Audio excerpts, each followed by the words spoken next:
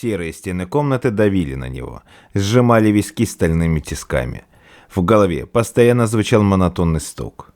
Гвозди вбивались в его сознание, один за другим. Каждая мысль была гвоздем, который вгонялся в плоть мозга, оставляя кровоточащие раны. Он сидел на полу, окруженный пустотой и эхом собственных криков.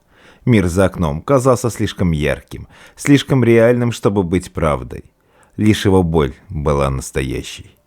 Каждый удар сердца отдавался во всем теле, пронизывал его от макушки до кончиков пальцев.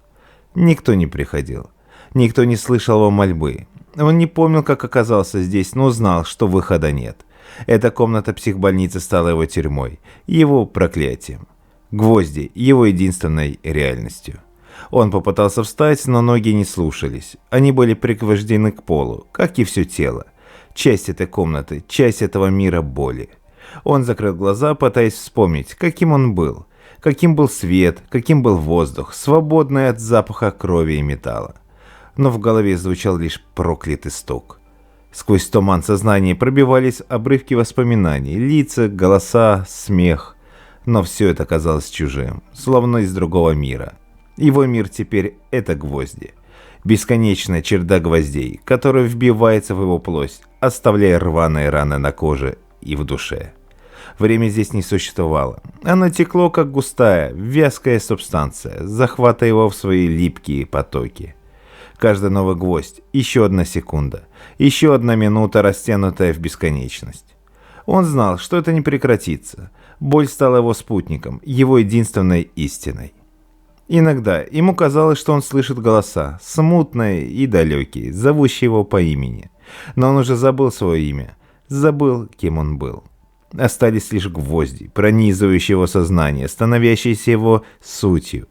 Он посмотрел на свои руки. Металлические стержни заменили пальцы, пронизывали плоть и кости. Он больше не был человеком. Он был машиной боли, существом, сотканным из металла и ужаса. Гвозди стали его жизнью и его дыханием. Он осознал, что борьба бессмысленна. Боль его новая реальность. Он отпустил остатки сопротивления, позволил гвоздям поглотить себе целиком. Комната замкнулась вокруг него, оставив лишь стук молотка, вбивающий последний гвоздь в его сознание. Протокол 12.1. Осмотр места преступления. Заявление поступило от соседа квартиры 48, улица Леконта, 4. Жалоба на неприятный запах. После взлома двери и проникновения в квартиру был обнаружен обнаженный мужчина. Впоследствии выяснилось. Локосов Андрей Петрович, 26 лет. Помещение, в котором пребывал арестованный, было чрезвычайно загрязнено. Множественные потеки крови на стенах и полах, окровавленная одежда. При первичном осмотре предположительно женская. При задержании Локосов не оказывал сопротивления, демонстрировал апатию, не отвечал на вопросы и не давал никаких пояснений. Принято решение о проведении развернутой психиатрической экспертизы. При дальнейшем осмотре квартиры 48 без понятых обнаружились более жуткие детали. В гостиной рядом с задержанным были найдены молоток и длинные плотницкие гвозди. Один гвоздь вбит в стену, второй валялся на полу, весь в крови и фрагментах ткани. Молоток покрыт запекшейся кровью, следы которой были повсюду. На стенах, на полу, на потолке, словно в этой комнате разразилась буря невообразимого насилия. В ванной комнате лежало расчлененное женское тело, забрызганное кровью и укрытое рваными полотенцами. Фрагменты тела были разбросаны вокруг. Полумрак помещения, затхлый запах гнили и крови, тяжелый воздух создает атмосферу клаустрофобии и ужаса. Квартира словно пропитана безумием. На письменном столе разбросаны бумаги с невнятными записями, неразборчивые карикатуры и изуродованные рисунки. Вокруг царит состояние абсолютного запустения, как если бы здесь давно перестали существовать понятия нормальности и разума. Андрей метался в постели, крепко зажмурив глаза. Его разум окутывала невыносимая боль. Боль гнездилась в висках, разрывая мысли на куски, оставляя после себя лишь хаос и темноту. Он хватался за голову, пытаясь удержать ее от взрыва, но каждый жест приносил лишь новую волну страданий. Не было спасения ни в бодрствовании, ни во сне. Когда боль утомляла его до изнеможения, и он погружался в зыбкое состояние дремоты, приходили кошмары, ужасающие и реальные, как сама смерть. Он оказывался в другом мире, где из мрака проступали странные и отвратительные создания. Существа без глаз, без губ, только обнаженная плоть. Пустые глазницы, зияющие в пустоте. Они вытягивали к нему руки. Их пальцы были похожи на крючки, цепляясь за его сознание, тянули его в темноту. Во сне он блуждал в лесу, созданном не из древесных стволов, а из конечностей, рук и ног, извивающихся и корчащихся, словно в агонии. Под ногами хлюпала почва, пропитанная кровью. Деревья, руки тянулись к нему, пальцы хлысты хлестали по лицу, обвивались вокруг шеи, душили. Андрей бежал, спотыкаясь и падая, но лес был бесконечен, и из его глубин доносился гулкий пульс. Сердце, огромное и пульсирующее, оно билось где-то в центре этого жуткого мира, наполняя его ритмом зла. Он бежал к этому сердцу, притягиваемый неведомой силой. Оно было его проклятием, его призванием. Он должен был найти его, увидеть воочию, чтобы понять суть своего страдания. Его ноги утопали в кровавой жиже, лицо покрывалось холодным потом, но он продолжал двигаться, ведомый ужасом и неизбежностью. И вот, среди деревьев рук он увидел его. Сердце, огромное, перекрученное и изломанное. Оно било кровавой пульсацией, разбрасывая вокруг капли темной жидкости. Оно жило и дышало, и с каждым ударом распространялось зло, заполняя воздух и проникая в его легкие. Сердце било в такт его головной боли, синхронно и жестоко, усиливая каждый спазм, каждое сотрясение. Он хотел закричать, но звук застрял в горле, и лишь беззвучный выдох сорвался с губ. Сердце жило, выросли сосуды и артерии, оплели его ноги, привязывая к земле. Андрей чувствовал, как оно пульсирует внутри его головы, разрывая сознание на части. В этот момент он проснулся. Громкий, хриплый выдох вырвался из легких. Комната качнулась перед глазами, превратившись в размытый вихрь. Боль не исчезла. Она вновь ударила виски, словно молотком по наковальне. Мир вокруг распадался, и он не знал, где реальность, а где кошмар. Он сел на кровати, обхватив голову руками. Стены сдавливали его, приближались, становились невыносимо близкими. Андрей знал, что это не просто боль. Это была кара, наказание за то, что он увидел в своих снах. Сердце зла продолжало биться внутри него, и каждое его сокращение отзывалось волной боли, накрывающей с головой. Он не знал, сколько времени прошло с тех пор, как все началось. Дни и ночи сливались воедино, превращаясь в нескончаемую череду мучений. Пульсировало сердце, боль накрывала черной волной, и он уже не мог понять, был ли он жив, или его душа давно поглотила зло. Вокруг него все стало глухим, будто его окружали стены из стали и плоти, пропитанные кровью. Он вновь лег, закрыв глаза. Боль была невыносимая, но он знал, что это лес ждет его. Беззубые существа, старцы и старухи, они все еще были там, шепча ему о зле, которым он стал. Они звали его обратно в темноту, туда, где его ждало сердце, чтобы вновь поглотить его в свою бездну. День за днем сливались в один непрекращающийся поток боли и страха. Андрей существовал не живя. Головная боль стала его постоянным спутником, словно тень, от которой невозможно избавиться. С каждым днем она лишь усиливалась, превращаясь в непрерывный ритм, подчиняя себе каждую мысль, каждый жест. Он избегал сна, зная, что каждый раз его будет ждать этот проклятый лес, населенный беззубыми существами и пульсирующим сердцем зла. Спал урывками, просыпаясь в холодном поту со звоном гвоздей в голове. Боль была везде, пронизывая его сознание насквозь, не оставляя ни единого уголка для спасения. Время потеряло смысл. Утро сменял день, день сменял ночь, а он все так же сидел, скрючившись в углу комнаты. Иногда он пытался выйти на улицу, но мир снаружи казался чужим и враждебным. Громкие звуки автомобилей, людские голоса – все было слишком реальным, слишком ярким, как чужая реальность, которой он больше не принадлежал. Андрей пытался найти облегчение в алкоголе, но виски лишь ненадолго притупляла остроту ощущений. Боль не отпускала, только замедляла, становясь глухой и тягучей, как резиновый шар, сжимающий его голову изнутри. Он курил одну сигарету за другой, надеясь, что хотя бы дым заполнит эту пустоту, забьет эту дыру, из которой сочится зло. Однажды ночью, промозглый и холодный, он стоял на балконе, облокотившись на перила. Город внизу жил своей жизнью, пульсируя огнями, чужими и далекими. Он допил последний глоток виски, чувствуя, как теплая волна алкоголя скатывается по горлу, оставляя после себя легкое жжение. Сигарета медленно тлела в его пальцах, а он смотрел на нее, словно не понимая, что это и зачем. И вдруг взгляд его упал на пол.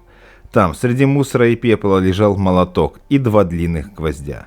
Они появились там, как по волшебству. Как будто были там всегда, а он только сейчас заметил их. Сердце замерло на мгновение, а потом бешено заколотилось в груди. Гвозди были длинные, острые, с металлическим блеском. Их острия тянулись к нему, заманчивые и пугающие. Он поднял молоток, чувствуя его вес в руке. Холодный металл отдавался в ладонь приятным покалыванием. Андрей не знал, как и почему, но он знал, что должен сделать. Он знал, что эти гвозди – ключ к его освобождению или к его окончательному падению в бездну. 2 гвоздя, как 2 пути, 2 конца, 2 решения. Он поднял один из них, разглядывая, как тусклый свет фонаря отражается на металлической поверхности. Гвоздь был острый, будто мог пробить саму суть его боли, дойти до самой глубины. Он поставил его на бетонный парапет, взглянул на молоток. Казалось, что в этом моменте сконцентрировалась вся его жизнь, вся его боль, весь ужас последних недель. Андрей не знал, зачем ему это нужно, но он понимал, что этот акт – единственный способ покончить с этим кошмаром, раз и навсегда. Он поднял молоток, почувствовал, как рука занесла его над головой. Сердце билось быстро, гулко, гвозди в голове стучали в такт его дыханию. Он вдохнул глубоко, чувствуя, как холодный ночной воздух наполняет легкие, и занес молоток для удара. Протокол 12.3. Психиатрическое и медицинское свидетельствование. Пациент Локосов Андрей Петрович, 26 лет. Освидетельствование проводил доктор Ковалев А.И., доктор Самойлов Е.В. Локосов Андрей Петрович. Доставлено освидетельствование в состоянии глубокой апатии. Внешне крайне истощен. Лицо бледное, покрыто засохшей кровью и ссадинами. Отсутствие гигиены отмечается явно. Волосы слиплись, тело испачкано в неустановленных пятнах. На лице застывшее выражение отрешенности, взгляд пустой, не сфокусированный, будто он смотрит сквозь людей и предметы. Пациент не идет на контакт, не реагирует на вопросы, не демонстрирует никаких эмоций. При попытке задать ему прямой вопрос или обратиться к нему, сохраняет молчание. Иногда слышится тихое бормотание, бессвязное и лишенное смысла. При первом осмотре зафиксировано шептание неразборчивых фраз, в которых улавливаются слова «гвозди», «сердце», «зло». Речь без внятного контекста, интонация монотонная, тихая. Локосов явно находится в состоянии глубокой психопатологии. Отмечаются признаки тяжелого психоза с яркими элементами деперсонализации. Пациент кажется оторванным от реальности, полностью погруженным в свой внутренний мир. Мимика скована, движения замедленные и неуклюжи.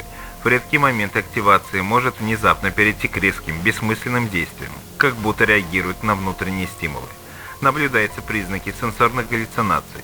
Локосов часто прислушивается к чему-то невидимому, поворачивает голову, как будто слышит несуществующие звуки. Зафиксированы случаи шепота и повторения одних и тех же слов. Содержание его бредовых идей, вероятно, связано с мучительными переживаниями, концентрирующимися вокруг боли, самоистязания и какого-то сердца зла. Пациент, похоже, убежден в существовании некой силы или сущности, управляющей им. В настоящий момент пациент не проявляет агрессии, однако на основании его состояния и поступка можно предположить высокий риск саморазрушающегося поведения или вспышек немотивированного насилия, полное отсутствие критического отношения к своим действиям, бредовые идеи и возможные галлюцинации делают его опасным для себя и окружающих. Заключение. Локосов Андрей Петрович демонстрирует признаки тяжелого психотического расстройства с глубокой деперсонализацией и явной потерей связи с реальностью. Текущий психический статус крайне нестабилен, с высокими рисками для безопасности. Рекомендуется немедленная госпитализация в специализированное психиатрическое учреждение закрытого типа для проведения полной диагностики и изоляции с целью предотвращения возможных актов насилия. Андрей стоял на балконе, дрожа от смеси холода и того, что он собирался сделать. Гвоздь в руке казался теплым, словно был частью его самого, продолжением той боли, что разрывало его изнутри. Молоток казался каким-то нереальным, будто детской игрушкой, но вес его был настоящим. Мышцы напряглись, и он знал, что сейчас произойдет. Силой и решимостью, которую он не знал в себе раньше, он приставил острие гвоздя к своему лбу. Но он уже давно перестал чувствовать себя нормальным. Гвозди и молотки стали его реальностью, и он знал, что нужно вбить это проклятие прямо в свой мозг, чтобы, возможно, наконец обрести покой. Он занес молоток над головой и, не давая себе времени на раздумье, ударил. Удар был точным, резким. Металл пронзил кожу, череп, войдя в мозг. Мир взорвался ярким светом, а боль на мгновение стала невыносимой. Он закричал, но крик растворился в ночи. Потом настала тишина, внезапная и глубокая, как черная дыра. И вдруг боль отступила. Откуда-то из глубин разума пришло странное ощущение облегчения, как будто нечто внутри него сломалось, уступило под тяжестью гвоздя. Андрей медленно выдохнул, ожидая, что вот-вот умрет, что сознание потухнет, как перегоревшая лампочка. Но смерть не пришла. Мир вокруг был все еще здесь. Балкон, город, зима, холодная ночь. Он был жив. В груди разлилось чувство дикого облегчения, даже радости. Он посмотрел вниз и увидел, как тонкая струйка крови стекает по лбу, капает на бетон. Это должно было пугать его, но не пугало. Наоборот, он чувствовал, что сделал нечто правильное, что этот акт насилия над собой принес ему небывалое освобождение. Но этого было мало. Один гвоздь только начало. Он поднял второй гвоздь и, не раздумывая, приставил его рядом с первым. Молоток опять оказался в его руке, тяжелый и уверенный. Второй удар был точным, как и первый. Гвоздь вошел глубоко, как бы пробивая его череп насквозь. И тогда все изменилось. Мир вокруг него дрогнул, развернулся и раскололся на части. То, что он видел раньше, обычные городские огни, соседние дома, вдруг стали неестественно яркими, как обнаженные нервы. Они вибрировали, переливались грязными цветами, словно мир был всего лишь хрупкой пленкой, накрывающей нечто более ужасное. Он видел правду. Гвозди, вбитые в его голову, открыли ему то, что скрывалось за этой иллюзорной завесой. Он видел, как тени в ночи оживают, тянутся к нему своими длинными, костлявыми пальцами. Видел, как город был покрыт тонкой сетью паутины, в которой шевелились существа, издающие беззвучные вопли. Дома были живыми, двигались и дышали, стены их пульсировали, как плоть. Это было чудовищно и прекрасно одновременно. Как будто он разорвал реальность и заглянул внутрь ее темных, гниющих недр. Все стало странно ясным, как будто гвозди в его голове вытеснили боль и заменили ее новым пониманием. Он видел истинное лицо мира, его жуткое, извращенное лицо, и он не мог отвести взгляд. Парень пошатнулся, шагнул назад, с трудом удержав равновесие. Боль, что разрывала его дни и ночи, отступила, отступив месту чему-то более глубокому и пугающему. Теперь он знал, что его мучения были лишь подготовкой к этому моменту, к этому видению. Он стоял на балконе, глядя на искаженную картину мира.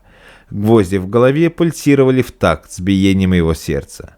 И Андрей знал, что пути назад больше нет. Он стал частью этого кошмара, частью того самого сердца зла, которое теперь билось в его груди. Протокол медицинского осмотра. При первичном осмотре были замечены аномальные образования в области лба и висков. Проведенная рентгенография выявила наличие двух металлических предметов, заглубленных в черепную коробку, предположительно гвозди. Гвозди расположены в области лобных долей. Один из них пролегает вдоль левой лобной кости, другой ближе к височной. Металлические предметы вошли под углом, и их расположение указывает на самостоятельное нанесение ран. Извлечение гвоздей было проведено в условиях экстренной хирургии под местной анестезией из-за нестабильного состояния пациента. Процедура началась с осторожного разреза тканей, чтобы добраться до гвоздей и минимизировать дополнительные повреждения. Во время извлечения первого гвоздя пациент внезапно начал кричать, несмотря на анестезию, демонстрируя признаки острого болевого шока. Звуки, издаваемые Локосовым, больше напоминали вой, отражающий непереносимый внутренний ужас и страдания. Сразу же после извлечения второго гвоздя пациент впал в состояние тяжелого болевого шока. Его глаза широко раскрылись, зрачки расширились до максимума, а лицо исказилось гримаса невыразимого ужаса. Он начал метаться на операционном столе, выкрикивая бессвязные слова. Примененные успокоительные средства не дали эффекта. Пациент остался в состоянии агонии, вскоре перейдя в неконтактное состояние. После извлечения гвоздей Локосов продолжает демонстрировать признаки острого болевого синдрома. Боль явно носит не физический, а психогенный характер. Однако ее сила настолько велика, что пациент пребывает в пограничном состоянии между сознанием и обмороком. Попытки вербального контакта с пациентом остаются безуспешными. Врачи фиксируют состояние крайнего психического и физического истощения, сопровождающееся постоянным пронзительным криком, словно боль пронизывает каждый уголок его сознания. Заключение. Локосов Андрей Петрович пребывает в критическом состоянии после извлечения 2 гвоздей из черепа. Пациент впал в болевой шок, что указывает на возможное повреждение болевых центров мозга или на глубокий психогенный эффект от утраты народных тел. Рекомендуется немедленная госпитализация в отделении интенсивной терапии с круглосуточным наблюдением и проведение последующих психиатрических консультаций для оценки дальнейшего лечения. Андрей стоял на балконе, все еще ошеломленный открывшейся перед ним истиной. Его мозг пульсировал под весом гвоздей, но боль уже была не той, всепоглощающей, что разрывала его на части. Мир вокруг приобрел иной облик, искаженный, жуткий, истинный. Он мог видеть, как за фасадами домов прячется тьма, как в воздухе скользят невидимые глазу сущности, пожирающие свет. И тут раздался звонок в дверь. Резкий, раздражающий звук заставил его вздрогнуть. Андрей, все еще слегка покачиваясь, направился к входной двери. Молоток все еще сжимался в его руке. Он не знал, кто это может быть, да и вряд ли это его сейчас волновало. Он был в другом измерении, где звонки в дверь не значили ничего. Но за дверью была она, его девушка. Та, что всегда была рядом, даже когда он терял контроль над собой. Она занималась оккультизмом, увлечение, которое когда-то он считал странным, но безобидным. Ее квартира была полна книг о древних ритуалах, странных артефактов и свечей, которые никогда не гасли. Ее холодные пальцы всегда были пропитаны ароматом трав и воска. Она стояла на пороге, глядя на него с легкой тревогой. Ее глаза блестели в темноте, большие, глубокие, как черное озеро. Андрей смотрел на нее, но теперь с гвоздями в голове он видел ее иначе. В ее глазах он заметил отблеск чего-то хищного, как будто под маской знакомого лица скрывалось нечто чуждое и опасное. «Ты в порядке?» Ее голос прозвучал мягко, но в нем была странная нотка. Она шагнула внутрь, и на мгновение ему показалось, что ее лицо исказилось, вытянулось, а кожа стала бледной, почти прозрачной. На ее губах промелькнула тень улыбки, а в воздухе повис запах, странный, тягучий, смесь сладкого и гнилого. Он отступил назад. Молоток выскользнул из его руки и глухо ударился о пол. В его глазах появилось выражение ужаса. Она шагнула к нему, и с каждым ее шагом он чувствовал, как силы покидают его. Ее глаза неотрывно смотрели на него, блестящие и холодные. Андрею показалось, что изо рта девушки торчат острые клыки, готовые вонзиться в его шею. Андрей попытался заговорить, но слова застряли в горле. Он не мог отвести взгляда от ее лица, которое теперь выглядело как маска вампира, жаждущего жизни. Внезапно ему стало ясно, что все эти дни, недели, месяцы она вытягивала из него жизненные силы, медленно, незаметно. Она была источником этой боли, этих кошмаров. Она стояла перед ним, наклонив голову в бок, словно изучая его реакцию. Губы ее снова скривились в той странной улыбке, а Андрей почувствовал, как его голова вновь начинает пульсировать. Гвозди в его черепе звенели, словно реагируя на ее присутствие. Его мир сжался до этой одной комнаты, до этого одного момента. «Ты выглядишь странно». Ее голос прозвучал теперь насмешливо. Она шагнула ближе, и он почувствовал ее дыхание на своей коже. Оно было холодным, как ледяной ветер. Он знал, что если она дотронется до него, он пропадет, растворится в этой ночи, в этом ужасе. Улыбаясь, он наклонился и поднял молоток с пола. Рассуждение следователя. Я стоял у окна, вглядываясь в серое небо. Этот случай с Локосовым не укладывался в голове. За мою карьеру мне доводилось видеть немало ужасов, сталкиваться с невыносимой жестокостью. Но то, что я увидел в квартире 48, заставило содрогнуться даже меня. Это был не просто очередной акт насилия, это было что-то большее, что-то, от чего веяло настоящим ужасом. Гвозди в голове Локосова, это образ никак не покидал мой разум. Я видел, как их извлекали из его черепа. Длинные, покрытые кровью и чем-то еще, словно часть его самого. Он сам вбил их себе в голову. Я не мог понять, почему он до сих пор был жив. Этот парень, должно быть, был одержим, но чем? Какая сила заставила его пройти через такое? и женщина, ее остатки, разбросанные по квартире, словно игрушки в руках ребенка. Что он видел в ней? Монстра? Чудовище? Она явно была для него больше, чем просто жертва. Не задавал себе один и тот же вопрос: зачем ты убил ее? Когда я наконец спросил его, Локосов взглянул на меня, и я увидел в его глазах пустоту, которая пронзила меня до глубины души. Он произнес почти шепотом, но каждое его слово впилось мне в сознание, как гвозди в его голову. «У нее не было души», — сказал он, будто это был самый очевидный ответ на свете. «В ее груди билось сердце зла. Я видел его во сне. Она пила мою кровь. Она мучила меня болью». Эти слова застряли в моей голове. Что это значило? Были это просто бред сумасшедшего, или в них была доля правды? Какая-то зловещая истина, скрытая под покровом безумия.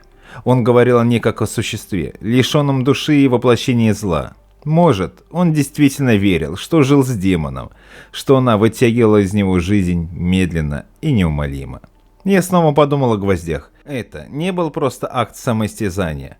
Он пытался запереть что-то внутри своей головы. Что-то, что, как ему казалось, она туда поселила. Его разум создал себе тюрьму из боли, чтобы удержать внутри себя этот ужас. Но что, если в его словах была правда? Что, если она действительно питалась его жизнью, как энергетический вампир? И он видел это, чувствовал, как она медленно убивает его. Иногда реальность преподносит такие кошмары, что граница между психозом и истиной начинает размываться. Я отошел от окна, чувствуя странную, тягучую тяжесть в груди. Этот случай не давал мне покоя. Он был не просто делом о жестоком убийстве, в нем было нечто большее, нечто, что нельзя было объяснить логикой. Локосов остался за гвоздями и болью запертый в своем собственном аду, куда мне не было ходу. И этот ад манил меня, притягивал, обещая открыть свои ужасающие тайны, если я только решусь заглянуть в его бездну. Но мне уже было страшно от одной только мысли, что я могу там увидеть.